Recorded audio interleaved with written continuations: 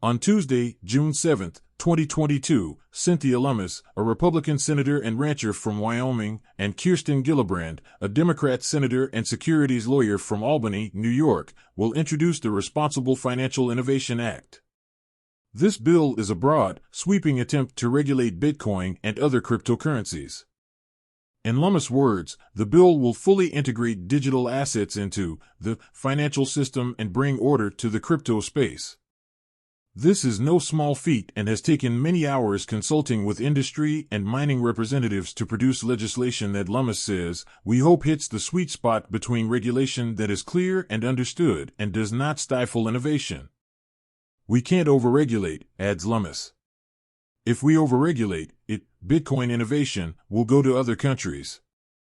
The legislation will clarify the roles of the two existing regulators, the U.S. Securities and Exchange Commission, SEC, and the Commodity Futures Trading Commission, CFTC, and will clarify that miners are free from being broker-dealers. The legislation builds on top of the current regulatory regime for assets without creating any more regulatory bodies. Even the regulators are waiting to see our legislation move forward, says Lummis. She's confident they will want as much clarity as possible. Cleaning up a mess of existing cryptocurrency legislation. Part of the new bill's mission is to clean up the existing mishmash of bills and legislation, more than 50, that apply to cryptocurrencies, including parts of the Infrastructure Investment and Jobs Act passed last year. As noted here, Washington's efforts to oversee digital assets date back to the Obama administration but remain scattershot, rife with holes and overlapping jurisdictions. No new agencies, SEC and CFTC, remain in charge. Despite recent media coverage suggesting there would be a new advisory body to guide and oversee the legislation, Senator Lummis' office assured Bitcoin Magazine that there are no new agencies in the bill.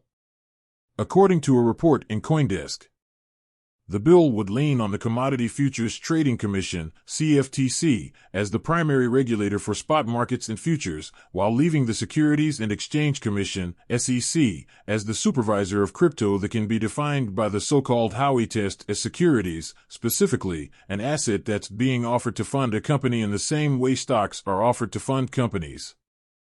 A report on the draft legislation also sees a more expanded role for the CFTC. Some details remain in flux, but at a high level the senator's plan would give the Commodity Futures Trading Commission significantly more power than it currently has. The regulator would directly oversee trading in tokens that meet the definition of a commodity, such as Bitcoin, the world's largest cryptocurrency. Currently its jurisdiction is mainly tied to derivatives. Meanwhile, the Securities and Exchange Commission would police coins that are used to raise money from the public like a stock offering would. It's unclear whether those turf lines will satisfy some crypto diehards who want to free the asset class from the reach of the SEC's onerous investor protections. The legislation would also exempt people from having to report and pay taxes when they make purchases using cryptocurrency if their resulting capital gains are $600 or less. Some argue that would make it more attractive to actually use Bitcoin to pay at a checkout counter. Mining is covered under the new bill.